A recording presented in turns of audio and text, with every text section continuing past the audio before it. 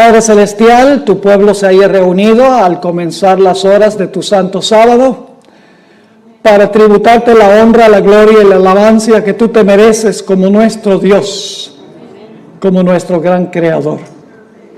Te pedimos, Señor, que al abrir tu santo libro, tu Santo Espíritu acompañe a tu pueblo. Acompaña especialmente a las visitas en nuestro medio, que puedan comprender el mensaje, recibirlo en el corazón y tomar la decisión de obedecer lo que tú nos enseñas. Gracias te damos por la promesa de tu compañía.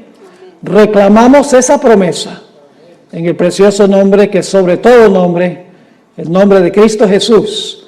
Amén. La Iglesia Adventista del Séptimo Día tiene un concepto de eventos finales muy diferente que todas las demás iglesias. Hay muchas diferencias entre la escatología adventista. Escatología significa los eventos finales que concibe la iglesia adventista y los conceptos que tienen otras iglesias. Esta noche, para comenzar, voy a compartir una de esas divergencias entre la iglesia adventista y la mayoría de las iglesias, por lo menos las iglesias carismáticas, las iglesias pentecostales evangélicas.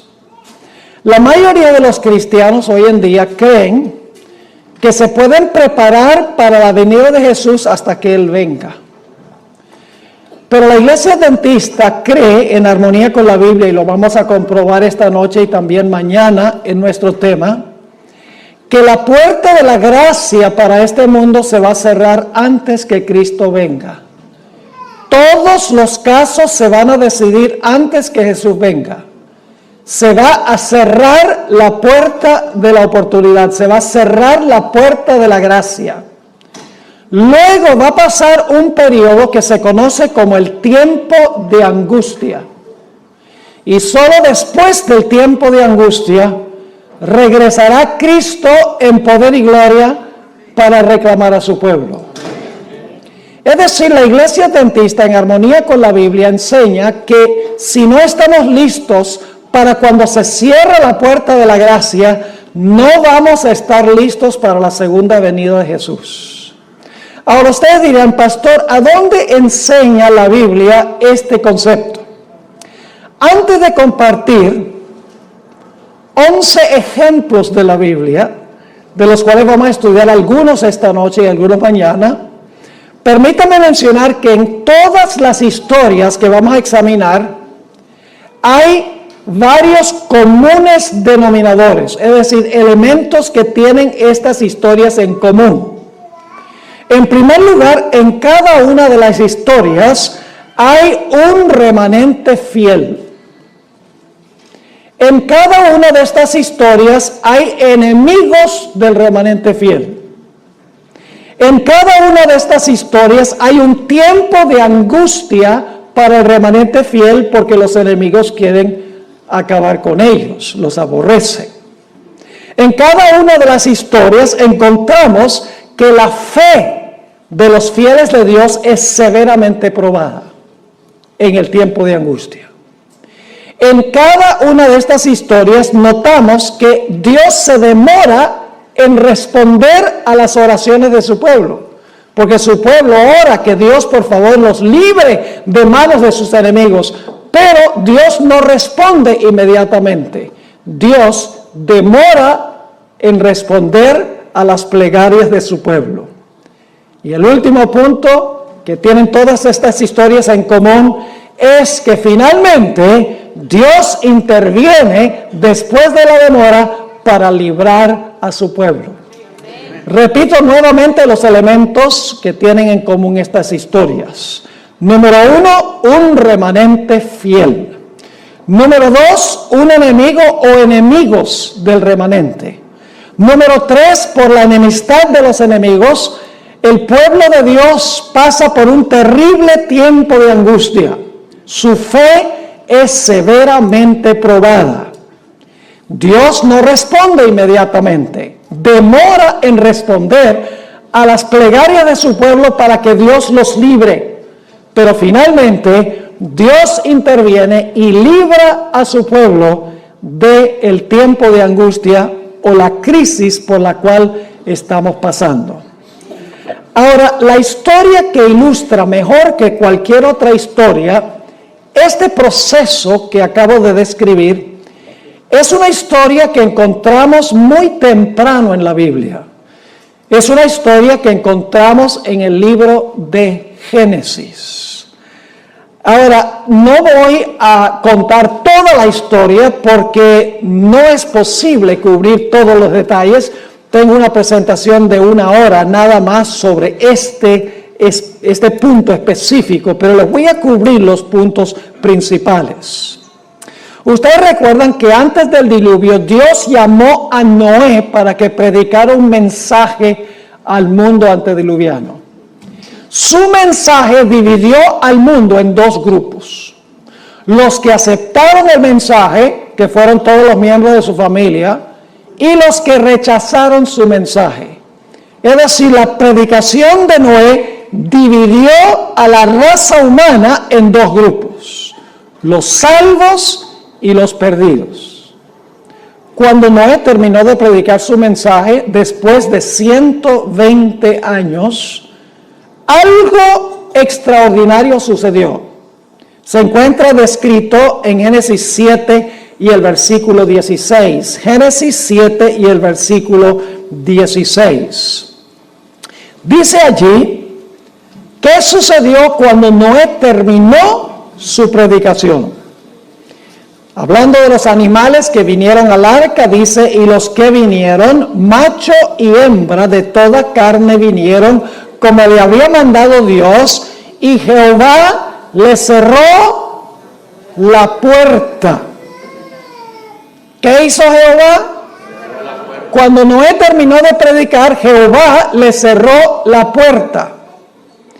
Y apenas se cerró la puerta, comenzó a llover. No. Eso no lo dice la Biblia. Yo pregunto, ¿pasó un tiempo entre cuando se cerró la puerta y cuando comenzó a llover y vino la destrucción? ¿Cómo no? Ahora, durante ese tiempo, ¿los que estaban perdidos se podían salvar? ¿Y los que se salvaron se podían perder? ¿O todos los casos estaban decididos cuando se cerró la puerta? Todos los casos estaban decididos cuando se cerró la puerta. La destrucción sencillamente destruyó a los que estaban afuera cuando se cerró la puerta. ¿Me están entendiendo? Ahora, hablemos unos momentos de lo que sucedió durante el periodo entre cuando se cerró la puerta y todos los casos estaban decididos y cuando vino la destrucción o comenzó a llover. Yo pregunto, ¿creen ustedes que los que estaban dentro del arca, su fe fue severamente probada por cada día que pasó? ¿Hubo una demora en Dios responder? Sí. ¿Cómo no? Imagínense, pasa un día, cielo azul. 2 días, ni una gota. 3 días, radiante el día. 4 días, 5 días, 6 días, 7 días. Porque pasaron 7 días, el 8º día fue cuando comenzó a llover. Y los que estaban afuera, ¿cómo se portaron durante esos 7 días? ¿Creen que cada día se portaron peor que el día anterior? Sí. Lógicamente, los enemigos estaban afuera burlándose de los que estaban adentro y los de adentro, su fe estaba siendo severamente ¿qué? Probada.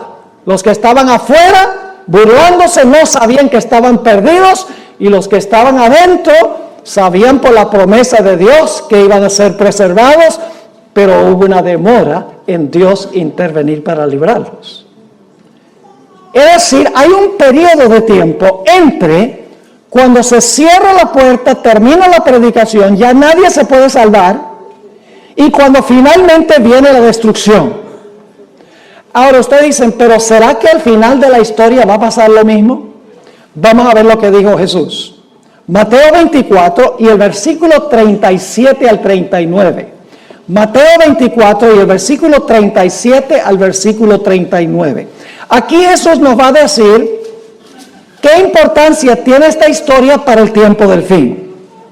Dice allí Jesús, mas como en los días de Noé, así será la venida del Hijo del Hombre. ¿Qué eventos está comparando Jesús? Lo que pasó allá va a suceder aquí, está diciendo Jesús. Sigue diciendo, porque como en los días antes del diluvio, estaban comiendo y bebiendo, casándose y dando en casamiento, es decir, estaban llevando a cabo su vida rutinaria. Ahora viene una palabrita muy importante, hasta, es una palabra que marca un momento de tiempo, dice, estaban haciendo esto hasta el día en que Noé, ¿qué? Entró en el arca. Pero ahora fíjense lo que sigue diciendo. Y no entendieron, ¿quiénes no entendieron? Los que estaban afuera, muy bien. Y no entendieron hasta que vino el diluvio. ¿Qué no entendieron entre cuando se cerró la puerta y vino el diluvio? Los que estaban afuera, ¿qué no entendieron? ¿Qué no supieron? Que estaban perdidos, pero siguieron viviendo durante ese periodo. Dice, hasta que vino el diluvio y se los llevó a todos, y luego dice, así será también la venida del Hijo del Hombre. ¿Se va a cerrar la puerta de la gracia antes que Jesús venga? Seguro. En el mundo va a haber un grupo de personas que no van a saber que están perdidos. Va a haber un grupo cuya fe será severamente probada. Pasará el pueblo de Dios por un tiempo angustioso donde sus enemigos se van a burlar de ellos. Finalmente Dios intervendrá para librar a su pueblo cumpliendo su palabra. ¿Cómo no? Ahora permítame ilustrarlo de otra forma. Jesús dijo que Él iba a venir como ladrón en la noche. Compara su venida con la venida del ladrón en la noche. Ahora, mucha gente, inclusive creo yo la mayoría de los adventistas, creen que la venida de Cristo como un ladrón es la segunda venida de Jesús. Pero la venida de Jesús como ladrón no es la segunda venida de Cristo. Permítame ilustrar lo que quiero decir. Es una noche muy fría en San Diego. Yo me imagino que ustedes tienen noches bien frías aquí de vez en cuando, ¿verdad? En diciembre, en enero posiblemente, donde sopla el viento y está frío, entra esa neblina del Pacífico.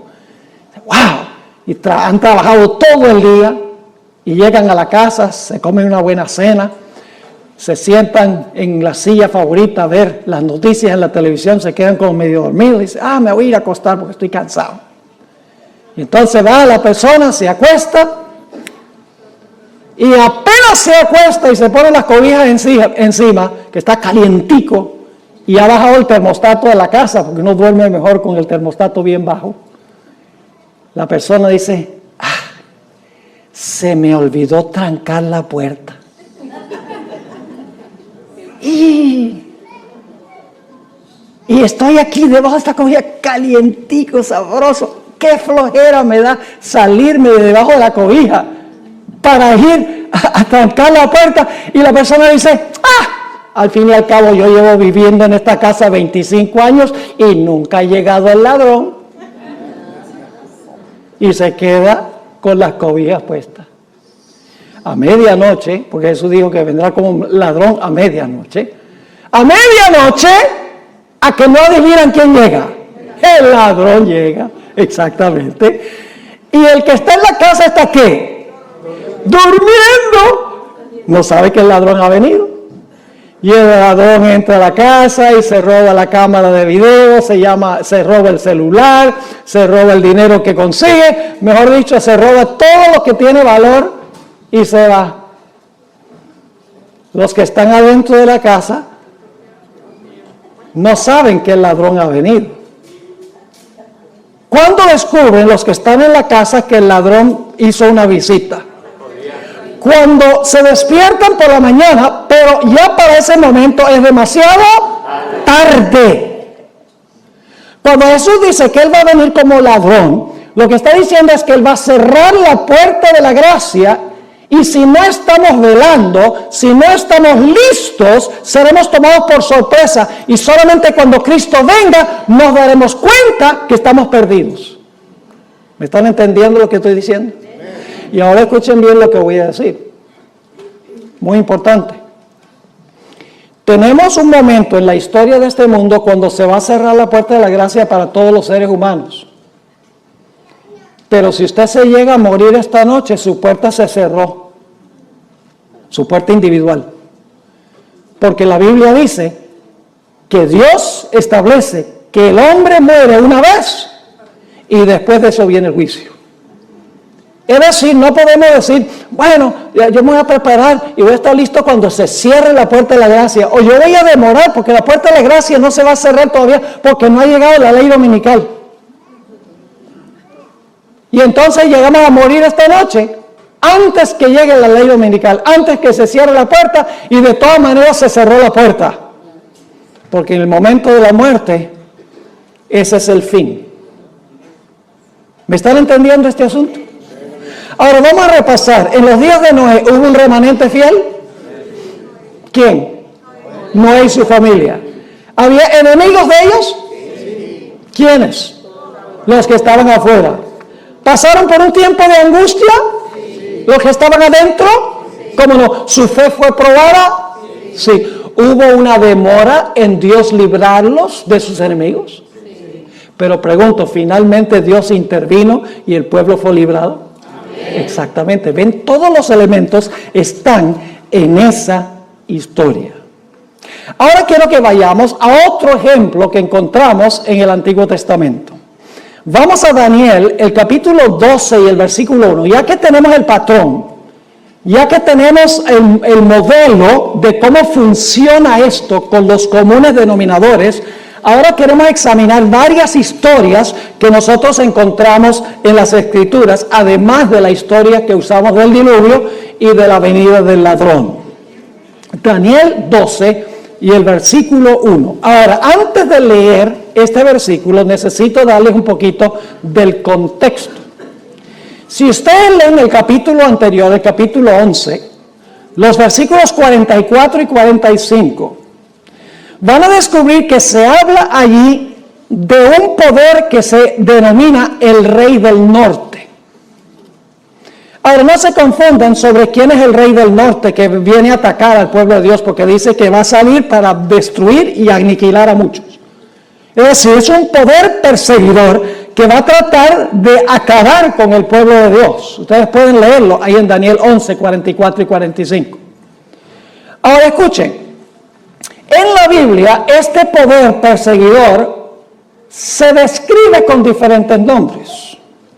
Por ejemplo, en Daniel 7 se le llama el cuerno pequeño. En Apocalipsis 13 se le llama la bestia. En 2 de Tesalonicenses 2 se le llama el hombre de pecado. En 2 de Tesalonicenses, en Mateo 24 se le llama la abominación asoladora. En Apocalipsis 17 este poder se le llama la ramera. Y en 1 de Juan, el capítulo 2, se le llama el anticristo. Todos esos nombres se aplican al mismo sistema. Son perspectivas distintas del mismo sistema. Así que el Rey del Norte es lo mismo que el cuerno pequeño o la bestia. La abominación asoladora, la ramera, el hombre de pecado. Todos son nombres que describen el último poder que va a perseguir y oprimir al pueblo de Dios. Y ya hemos estudiado en cuanto al cuerno pequeño y la bestia. Y hemos visto que el cuerno pequeño y la bestia representan ¿qué poder? Representan el papado. Exactamente. Lo cubrimos en detalle examinando estas profecías matemáticamente. Así que viene el Rey del Norte, el enemigo final del pueblo de Dios. Y los versículos 44 y 45 del capítulo 11 dice que va a salir para destruir y aniquilar al pueblo de Dios. Pero cuando está a punto de hacerlo, tenemos lo que se describe en Daniel 12 y el versículo 1. Dice allí, en aquel tiempo, es decir, cuando el Rey del Norte sale para destruir al pueblo de Dios, se levantará Miguel. ¿Qué va a pasar cuando el pueblo de Dios esté siendo perseguido finalmente? ¿Qué va a pasar? ¿Se va a levantar quién? Miguel. Se va a levantar Miguel. Ahora, ¿quién es Miguel? Hay mucho debate en el mundo teológico sobre quién es Miguel. No hay necesidad de debatir quién es Miguel, porque Miguel es un nombre que se le atribuye a Cristo Jesús. El nombre Miguel significa ¿quién es como Dios? También se conoce como el arcángel Miguel. Ahora escuchen bien, Jesús no es un ángel. Jesús es un mensajero. La palabra ángel significa mensajero. Jesús se llama Miguel, pero Jesús es eterno Dios, según la Sagrada Escritura. Pero Miguel es uno de los nombres de Jesús. Es el arcángel del pacto. Es el arcángel que resucita a los muertos a la segunda venida. Vendrá con la voz del arcángel y con trompeta de Dios. Es el que resucita a los muertos. Y todos sabemos que ese es ¿quién? Ese es Cristo Jesús. Así que cuando el rey del norte, el último poder, sale a destruir al pueblo de Dios, dice, se levantará Miguel. Ahora, ¿qué significa eso? Se levantará Miguel. ¿Qué significa la palabra se levantará? Tenemos que regresar al capítulo 11 para entender qué significa se levantará Miguel. Vamos a Daniel, el capítulo 11 y el versículo 2 y el versículo 3. Daniel 11 y el versículo 2 y el versículo 3. Ahora, lamentablemente, en la traducción no se traduce la palabra igual, pero es la idéntica palabra hebrea que se usa en Daniel 12:1. Levantará es la mismita palabra que vamos a ver en los versículos 2 y 3 del capítulo 11. Fíjense lo que dice allí. Y ahora yo te mostraré la verdad. He aquí que aún habrá 3 reyes en Persia. Esa palabra habrá se podría traducir, se levantarán 3 reyes en Persia. ¿Qué significa eso? Que de aquí en adelante se levantarán 3 reyes en Persia. Significa que después de eso van a reinar 3 reyes en Persia, ¿sí o no? Van a ocupar el trono 3 reyes en Persia. Se van a levantar para gobernar. Ahora, note que sigue diciendo aquí, ahora yo te mostraré la verdad, he aquí que aún habrá o se levantarán 3 reyes en Persia, y el cuarto se hará de grandes riquezas más que todos ellos, y al hacerse fuerte con sus riquezas, levantará a todos contra el reino de Grecia. Y luego dice, se levantará luego un rey valiente. Esa palabra levantará es la mismita palabra que se usa en Daniel 12:1. ¿Qué significa eso? Que se levantará luego un rey valiente. Significa que un rey valiente va a comenzar ¿a qué? A reinar o a gobernar. Así que dice, el cual dominará con gran poder y hará su voluntad. Así que, ¿qué significa cuando dice que Miguel se levantará? Significa que Miguel va a comenzar a reinar. ¿Me están entendiendo lo que estoy diciendo? Ahora escuchen bien. ¿Qué es el reino de Cristo? Generalmente nosotros pensamos del reino de Cristo en términos geográficos. Decimos, el reino de Cristo es este mundo, es este planeta. Pero ¿saben lo que es el reino de Cristo? El reino de Cristo se compone de los sujetos de su reino, de los fieles que pertenecen a su reino. Ahora yo pregunto, ¿cómo se determina quién es un fiel miembro del reino de Jesús? ¿Cuándo se determina quiénes son fieles miembros del reino de Jesús? Se determina en otra doctrina que en realidad ninguna iglesia enseña, sino la iglesia adventista. Se determina en el juicio investigador antes de la segunda venida de Jesús. Antes que Jesús venga, se van a investigar los casos de todos los que profesaron el nombre de Jesús. Todos los que dijeron seguir a Jesús, se van a examinar sus casos para ver si su profesión es genuina o no. Y usted dice, ¿por qué se va a hacer eso? Bueno, déjame preguntarles, ¿en la iglesia hay trigo y cizaña? ¿Sí? ¿La cizaña se parece al trigo? ¿Las cizañas son personas que profesan servir a Jesús? Entonces, ¿en algún momento hay que distinguir entre el trigo y la cizaña? ¿En la iglesia hay vírgenes sabias y vírgenes fatuas? ¿Las fatuas también profesan seguir a Jesús? Sí. Tienen lámparas y las lámparas tienen aunque sea un poquito de aceite.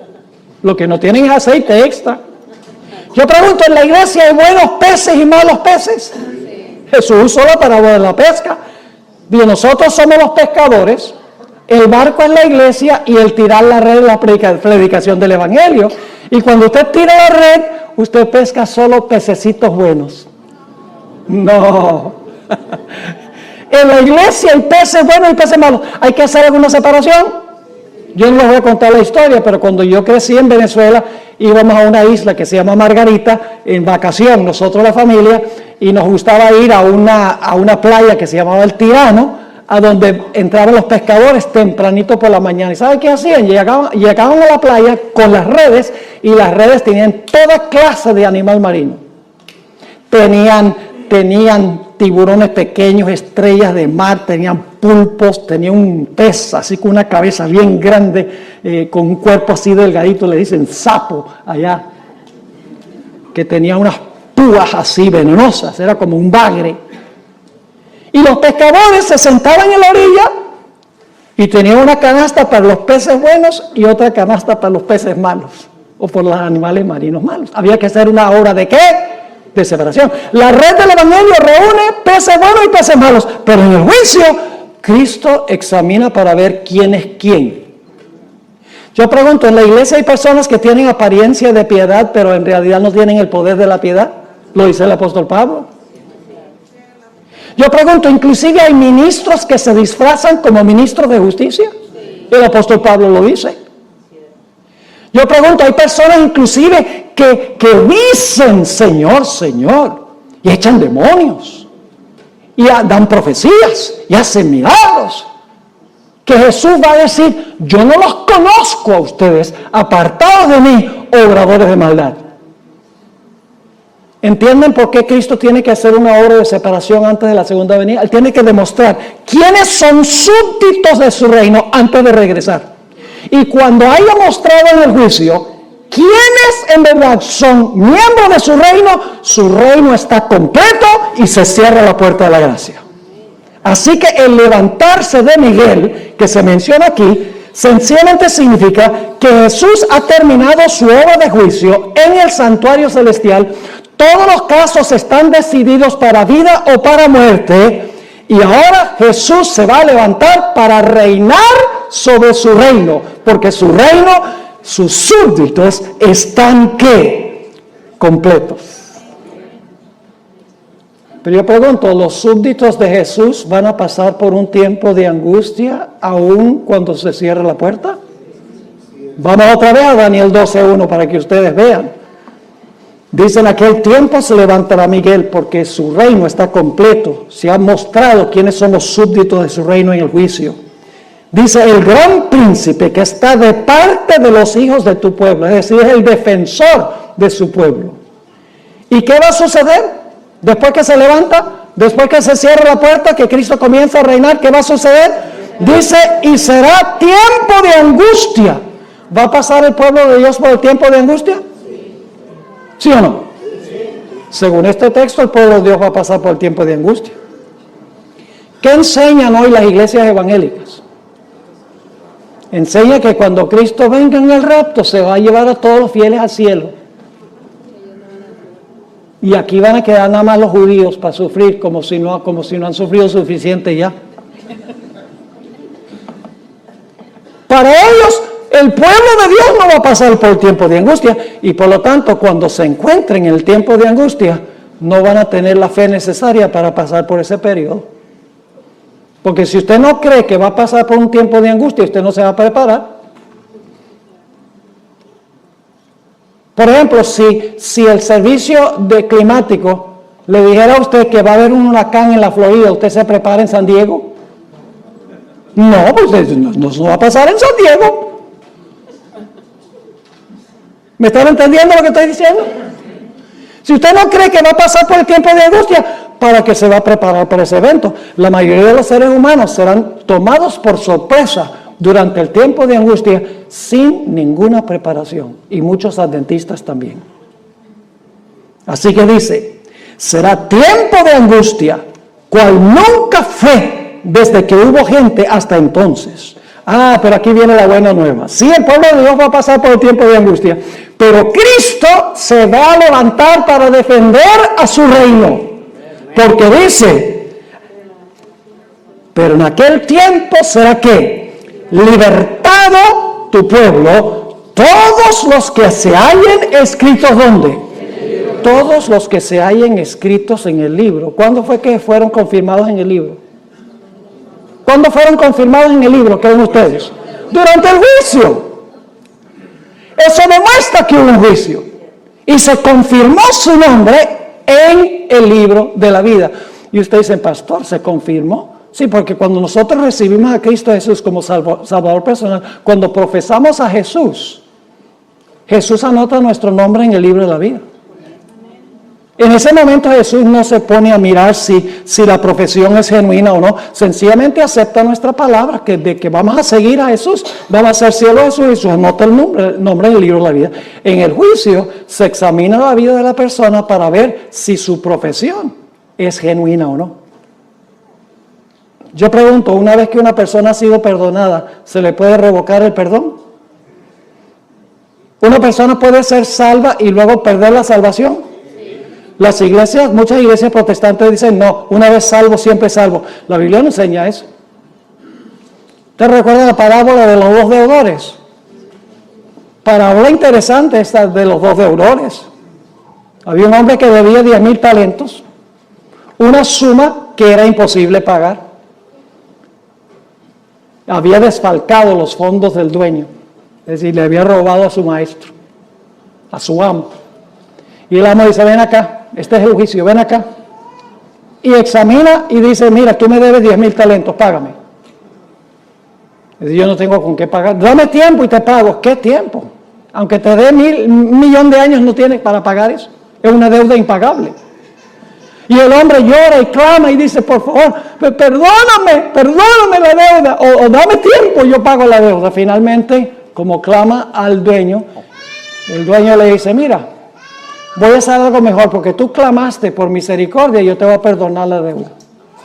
Y él dice, ¿así nomás? Sí, porque clamaste a mí, la deuda queda cancelada. ¡Wow! Este hombre dice, fabuloso. Y sale saltando del lugar, sale contento. Me perdonó una deuda que yo no podía jamás pagar. Y cuando sale por la puerta encuentra un individuo que le debe 100 denarios. El equivalente de 100 días de trabajo. El jornal era un denario. Y se lo encuentra y le dice, mira, tú me debes 100 denarios, págamelos. Y este individuo hace lo mismo, clama y dice, ay, por favor, dame tiempo que yo te lo pago. Y dice, ¿qué tiempo? Págame ahora. Y dice la Biblia que lo agarró por el cuello y lo estaba ahorcando para que le pagara los 100 denarios. Pues resulta que los siervos del amo, que representan los ángeles, fueron allá y le dijeron al Señor, mire, ¿sabe lo que pasó con ese hombre que tú perdonaste esa deuda que él no podía pagar? Él se encontró un compañero que le debía dinero que se podía pagar y no lo quiso perdonar. Y el Señor dice, tráigame a ese reo acá. Y lo trae. Y le dice, tú no eres el que yo te perdoné una deuda grande que tú no podías pagar porque clamaste a mí. Ah, sí, como no, muchas gracias. Y dice, ¿qué es esto que yo oigo de ti? Que si yo te perdono una deuda grande que no podías pagar porque clamaste a mí, tú no eres capaz de perdonarle una deuda a uno que te debe mucho menos porque clama a ti. Perdona nuestras deudas como nosotros perdonamos a nuestros deudores. Y dice que le revocó el perdón. Le revocó el perdón y lo mandó a la cárcel hasta que pagara todo lo que debía y seguro murió en la cárcel. ¿Están entendiendo? Ese hombre tenía lágrimas de cocodrilo. Él no estaba arrepentido por haberle robado a su amo. Estaba triste por el castigo que le iba a tocar. Y se demostró por la forma en que trató a sus semejantes. ¿Están entendiendo este asunto? Así que, mis queridos hermanos y hermanas, Cristo va a librar a su pueblo, todos los que están escritos en el libro, cuyos nombres son confirmados en el libro, en el juicio, a donde se examina a cada profeso seguidor de Jesús. Ahí está en Daniel 12 y el versículo 1. Ahora, quiero que recuerden la palabra libertado. En aquel tiempo será libertado tu pueblo. Mañana vamos a hablar un poquito más de esta palabra. ¿Saben que en Daniel la palabra libertado se encuentra solamente en 3 capítulos de Daniel? En Daniel 12:1, que leímos. En Daniel 3, los jóvenes que fueron echados al horno de fuego. Y en Daniel 6, cuando Daniel fue echado al foso de los leones. Los únicos lugares en el libro de Daniel a donde se usa la palabra librado o librar. Entonces debe haber una conexión entre Daniel 12:1 y Daniel 3 y Daniel 6. ¿Están conmigo hasta ahora? Ahora vamos a otra historia de la Biblia. Recuerden nuevamente los elementos comunes. Un remanente que fiel. Enemigos. Un tiempo de angustia. La fe del fiel Hijo de Dios es probada. Dios se demora en responder la plegaria de su siervo y finalmente su siervo es librado. Ahora vamos a estudiar la vida de Jacob, porque ustedes saben que esto se llama el tiempo de angustia de Jacob. Pues si se llama el tiempo de angustia de Jacob, ¿a dónde tenemos que ir para entender el tiempo de angustia de Jacob? Pues sería bueno ir a la historia de Jacob, si es el tiempo de angustia de Jacob. La historia de la angustia de Jacob se encuentra en Génesis 32. Vayan conmigo a Génesis 32. Y les voy a compartir algunos detalles. Por la premura del tiempo no podemos cubrir toda la historia, pero les voy a dar los puntales, los puntos más importantes. En esta historia, Jacob estaba regresando a su hogar después de 20 años de ausencia por haber engañado a su padre y robado la primogenitura a su hermano. Cuando se está acercando a su hogar perdido por causa de su pecado, escucha que su hermano Esaú, a quien le robó la primogenitura, está viniendo contra él con 400 hombres armados hasta los dientes, con el fin de destruir a Jacob y a su familia por lo que Jacob había hecho 20 años antes. Jacob temía que su pecado había sido tan grande que Dios no le podía garantizar protección, que su pecado era tan inmenso ante la vista de Dios que Dios no iba a poder cumplir su pacto para con él y protegerlo de la ira de su hermano. Y por lo tanto nos dice la historia que Jacob fue a la orilla del arroyo de Jaboc y allí vació su corazón en oración a Dios. Pidió a Dios 2 cosas. 1, dame la seguridad del perdón. Dame la seguridad de que tú me aceptas, de que mi pecado ha sido perdonado. Y luego dice, con esa certeza, dame la seguridad que tú vas a protegerme de la enemistad de mi hermano, que viene con los 400 hombres con la intención de destruirme junto con mi familia.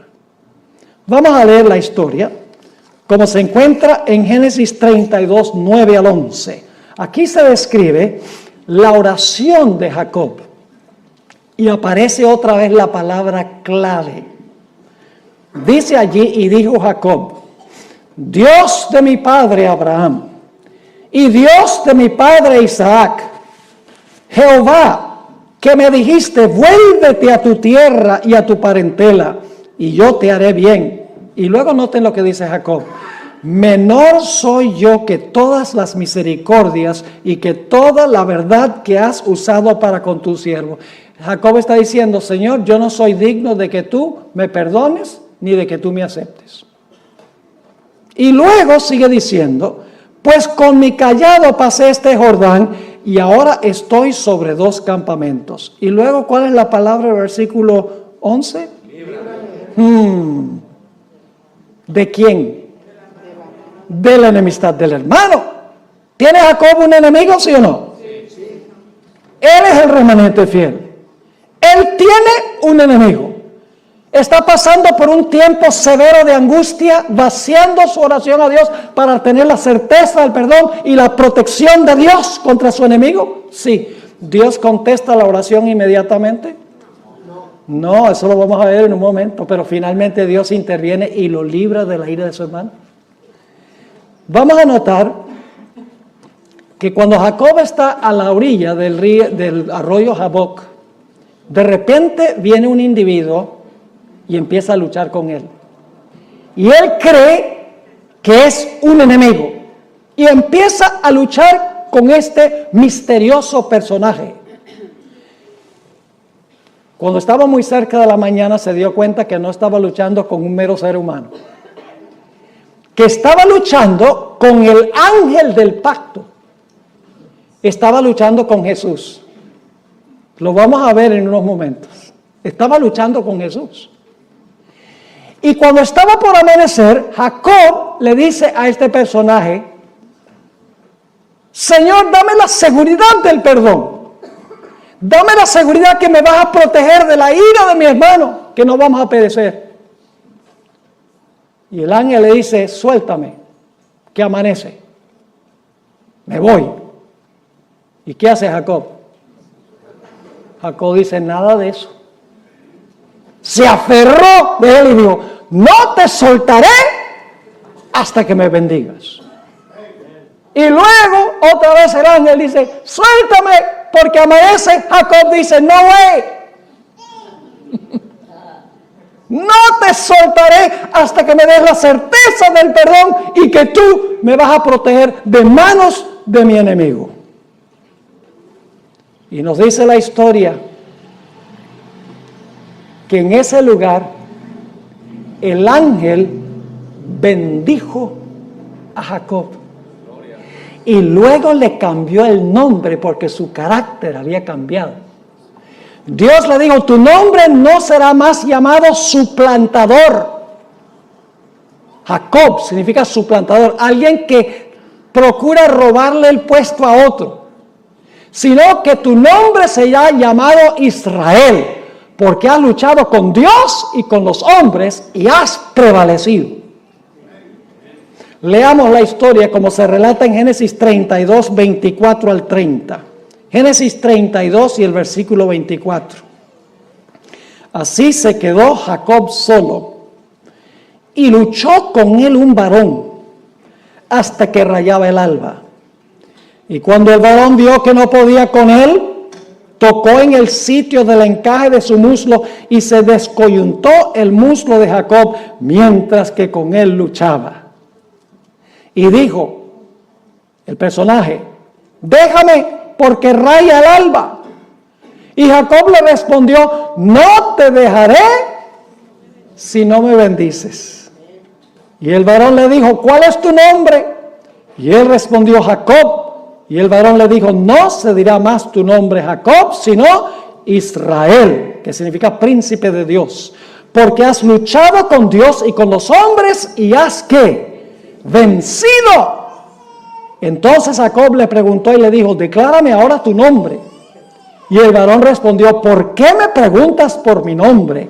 Y lo bendijo allí. Ahora, ¿quién fue este personaje con quien luchó Jacob toda la noche para tener la seguridad del perdón y la seguridad de la protección contra la ira de su hermano? La Biblia lo describe de dos formas. Noten el libro de Oseas, el capítulo 12 y el versículo 4, ¿con quién fue que luchó Jacob? Oseas 12 y el versículo 4. Interesante este texto, ¿verdad que sí? Dice, ¿venció a quién? Con el ángel, con Dios. ¿Jacob venció a quién? Venció al ángel y prevaleció. Lloró y le ¿qué? Y le rogó. En Betel le halló y allí habló con nosotros. ¿Con quién estaba luchando Jacob? Dice que estaba luchando con el ángel. Lloró y rogó al ángel, dice aquí. Y usted dice, entonces, ¿el que estaba luchando con Jacob era el ángel? Sí, era el personaje que en el Antiguo Testamento se le llama el ángel de Jehová. Jesús. Ahora vuelvo a decir que el ángel de Jehová no es un ángel, no es una criatura. El ángel de Jehová es Jesús. Y Jesús es eterno Dios. Pero en el Antiguo Testamento se le llama el ángel o el mensajero de Jehová. Y ustedes dicen, ¿cómo sabe que ese ángel en realidad era Jehová?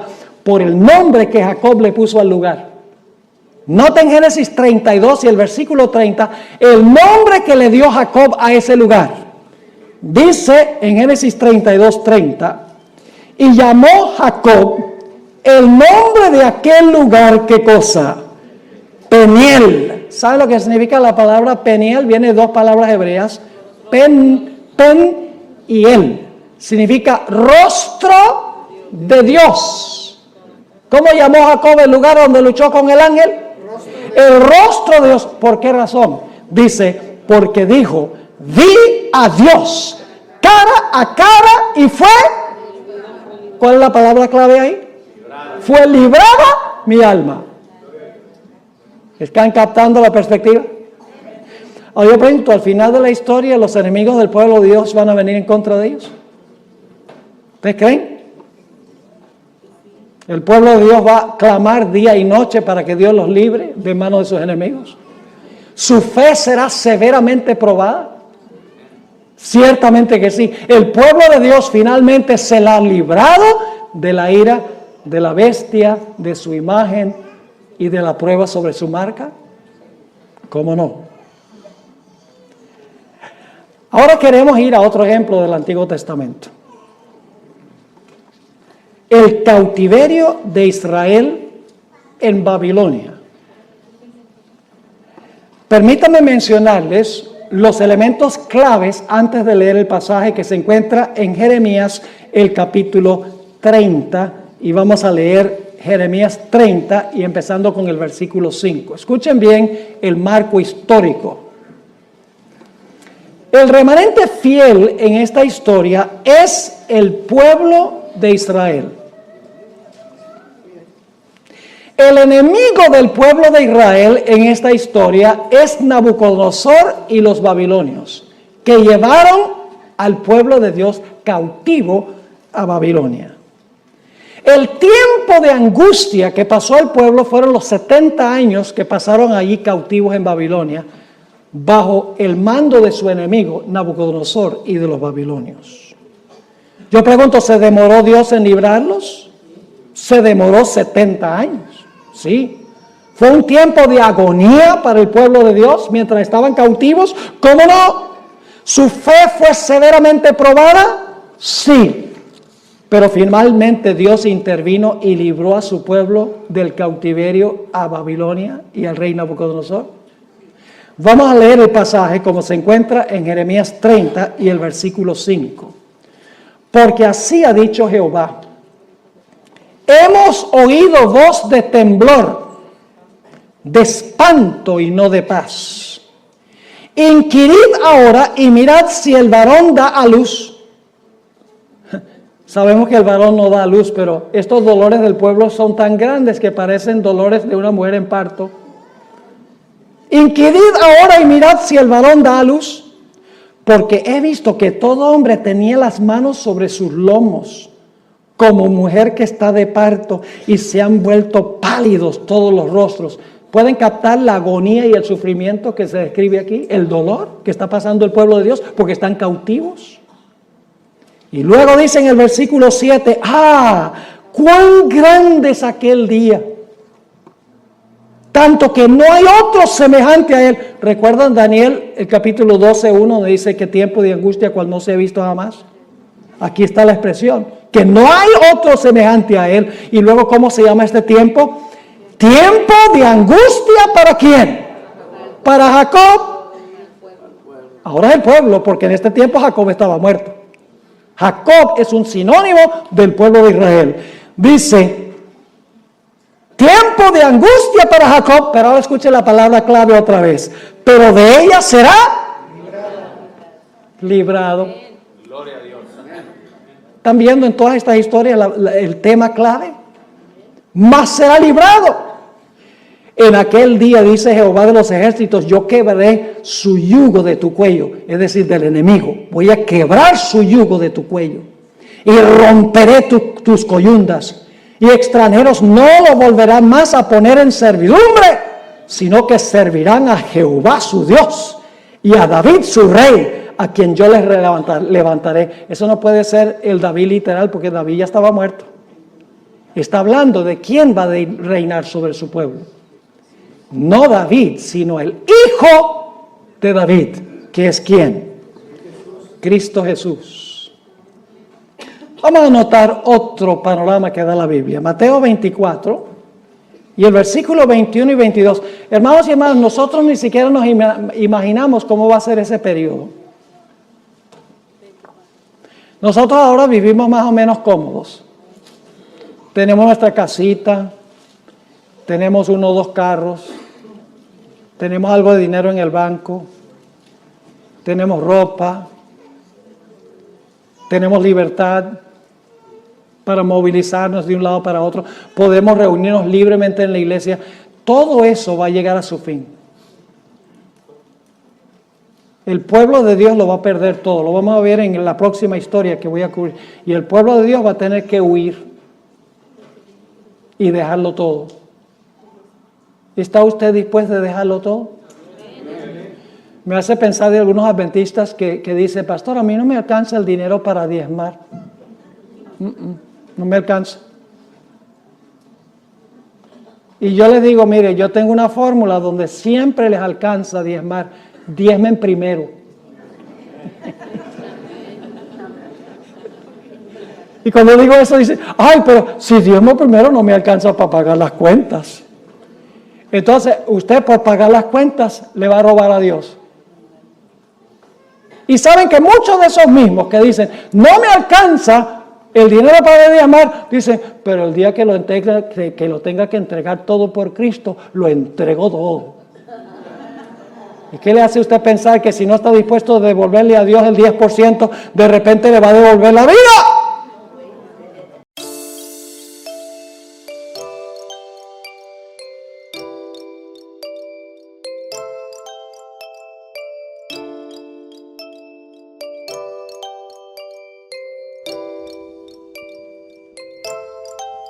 Sau cơn mưa đêm em đã làm gì giờ, khói thuốc lăn lành mi giờ, anh chỉ muốn một đêm này không ngày ai ôm mất gì. Yeah, yeah, em muốn là quê mà sao mà em đã cần đi nhưng mà 30, anh không thể giữ em được bên mình. Bao nhiêu người xấu đã người ghen tị, bao nhiêu người mấy em đã quên rồi, vẫn là con má nằm bên tôi, giờ chỉ con má nằm bao trôi. Yeah, anh chẳng thể giữ được cho em nhiều điều. Em còn muốn điều em còn muốn yeah, em còn muốn yeah, em nhớ muốn bên anh như khi em muốn mơ bên anh, em nhớ muốn say nhà để được mơ mà em cần anh yeah, bao năm bên mơ chỉ cần nói sai đến nay em còn muốn mơ chỉ cần hai bao năm sau và em muốn đêm nay em đã trôi đã bên qua cảm xúc như cơn mưa kia đang nhìn tôi đã mệt mà đi mà đôi má em thật u sầu mà đi đôi má em thật màu nâu và anh muốn ôm em thật chặt vào trong khu phố anh ôm lấy một tay em không thể thở dài như cơn mưa anh không ngần lại giờ em đã đi xa đi mất giờ chỉ còn này anh một đêm cất giờ nỗi buồn như anh không ngờ như em giờ ta không bên nhau xa rồi Chỉ còn cơn mưa cứ đang nhạt trôi và em xa rồi. Chỉ còn anh đêm nơi cơn mây mờ phôi, yeah. Mắt anh đã mở đi mascara, môi hồng như Evergrande, yeah. Bạn em như có AK, có hoa là ta ta ta ta. Anh bay lên trên trời cao, tôi ngăn đao trên mình vì sao mọi thứ cùng anh, yeah, yeah. Chỉ cần như anh nhưng mà bao, yeah. Xoay mê đêm mê mà xuống, anh em hai ta cùng chơi nhưng mà cuối nghe một